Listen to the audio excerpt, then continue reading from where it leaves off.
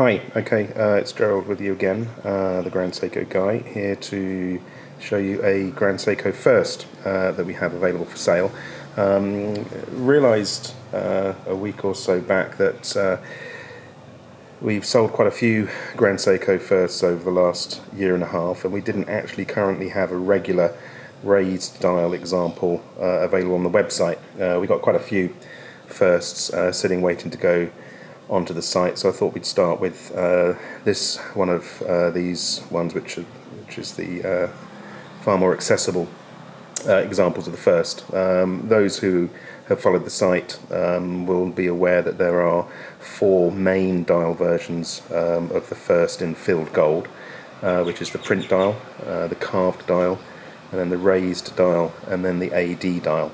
The raised dial, which started production around about mid 1961 all the way through to about August of 1963, is by far the most common dial variant that there is, and therefore is sort of the cheapest one that you will find as well. So let's have a look at this one. Let's just go over some of the specifics of these raised dials compared to the other ones. First of all, pretty much all raised dials except for the transitionals, we do have a transitional one on the website, will have these flat, what we call the flat hands, as opposed to mountain hands.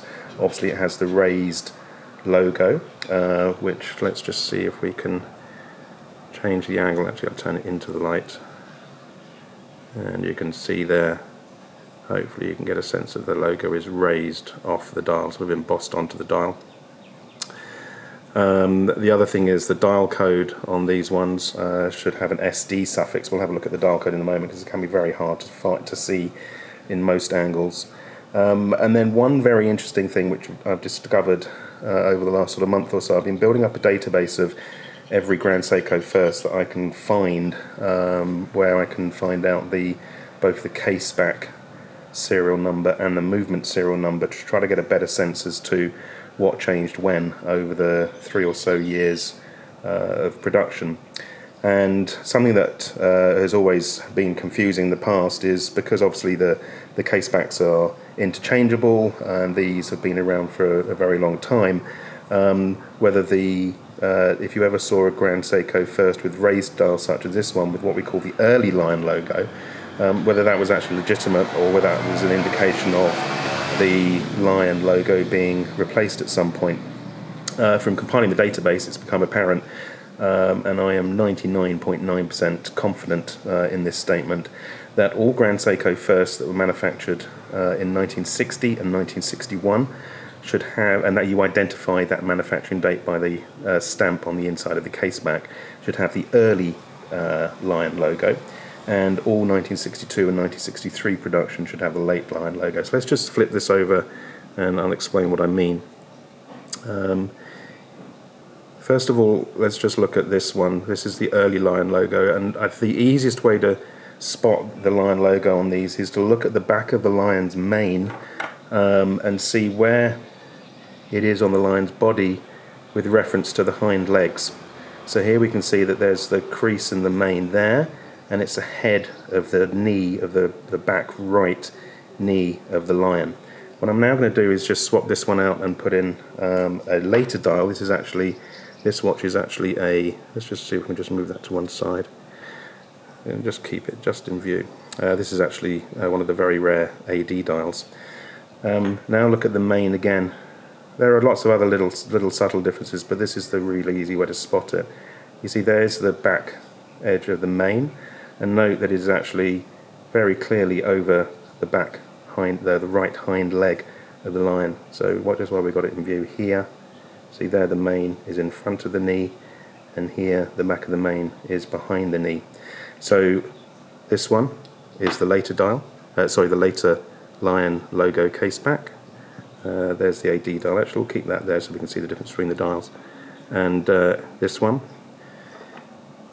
again with the mane in front of the knee, is the early one. And the database now has something in the region of 70 Grand Seiko Firsts, where I've been able to record, in most instances, both the dial, record the dial code, the case back, serial number and the movement serial number, and obviously also I'll make note of the other particular aspects of the configurations, whether it's a carved or print or raised logo or the AD dial. As you see the AD dial there, where we have the sunburst pattern. Absolutely fabulous, but put that to one side. But as I said, now basically 100% confident that the mystery of the backs of the case backs has been revealed. Now, having said that, I've not popped this one open yet, so I'm going to do that in a moment, and we'll see. But I pretty much predict this one should be somewhere probably between about September and December of 1961 as production. But we'll give myself a bit of a test. Hopefully, I won't make a fool of myself. Okay, let's just have a look at the quality of this one. The dial is excellent. One other thing I will draw your attention to, if you look at the high resolution sort of beauty shot that is shot with very strong studio lights, it really does show up a lot of flaws on the dial that you wouldn't necessarily see in normal circumstances. So you'll notice that from the studio shot that this dial is spotted, as most of these are, but most of the spots, little spots that you will see on the studio shot, you won't actually see here. There is one one dial flaw that I would point out, is that there is a slight stain near the 6 o'clock marker on the dial just there. So that's just a very small moisture stain, I would guess. Oh great, we got a fly come visit. But apart from that, this dial is in really, really nice condition. I mentioned the dial code earlier on and how difficult it is to see. There we go. So if I tilt that up, notice you can just see just where the second hand is going past there. There's the dial code under Japan and with the SD suffix. So apart from the transitional, which I'll do a review on the transitional one at some point, apart from the transitional dial, which you find both carved and raised, where it doesn't have the SD, all raised logo Grand Seiko First should have that SD dial code suffix. Okay, let's just have a look at this. This is what we guess a 58-year-old watch probably, and it's in very good condition compared to many that you see. There are obviously there's always going to be some little minor dings and scratches on the cases of one of these when it's this old, unless it's been kept in a vault for 50 or 60 years. But we'll just do our usual sort of little rotation around so you can see how nice the lugs and the general case is. So that's that. I'm going to flip it over and just point out on the case back. This case back is quite scratched up actually. It's not the best I've seen. There you go. So that's a good sign. That means that no one's really made an effort to try to beautify this and pretty it up. And obviously you're not going to be looking at the case back much. The logos, the line logo is very nice. So the case itself is a little bit scratched. The cases tend to get scratched when people fumble opening them, which I hope I'm not going to do. This is live, as usual, a live one-take video, and I'm trying to do this under camera. This should be interesting. There's a tiny little notch here, and with one of these little tools, you just pop the case back, there we go.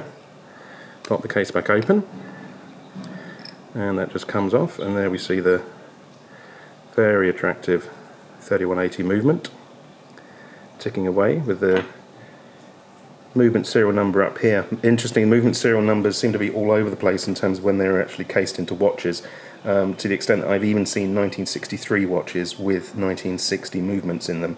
Obviously what you wouldn't expect to see is a 1963 movement in a 1960 watch. That would be bizarre. So generally you're looking for the later the watch, or I should say the later the case number, you should have obviously an earlier movement, because movement would have to be manufactured before the thing was cased. You wouldn't expect ever to see that the other way around. But there's a very nice clean movement and running very well. Just put it to one side. So here's the reveal. Let's have a look. There's the case back, and sure enough, lucky guess, well not a guess, starts with a D and then 1. So D is for, oops, sorry, it's focusing on the knife now. D is for December, 1 is for 1961. So this is a very late example of a early lion logo in January 1962. It was changed to the later lion that I showed you earlier on. Just run through the serial number. The next digit 1 is 1 on every single example of the Grand Seiko First, and I suspect this is probably a factory or possibly production line indication number, but that is always 1. And then the final 4 digits, 134, is that a 7 or a 2? 7. 1347. That is just a sequential number that originally in 1960, that number would have run up to 9999 before it would then roll over, regardless of the time that had passed. But it looks like in early 1961, they started renumbering at the beginning of every month. So this, you can assume, was 1347th watch to be made in the month of December 1961.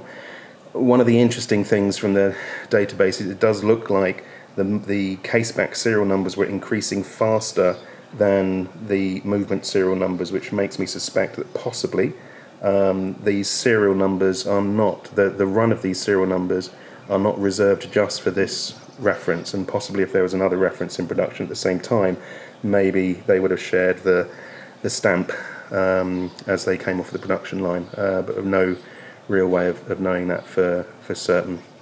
The bottom of the caseback, we can see the actual model number of the watch, which is not referred to in any of the official Seiko publications, so J14070E and GS for Grand Seiko. So I'll just pop this back on.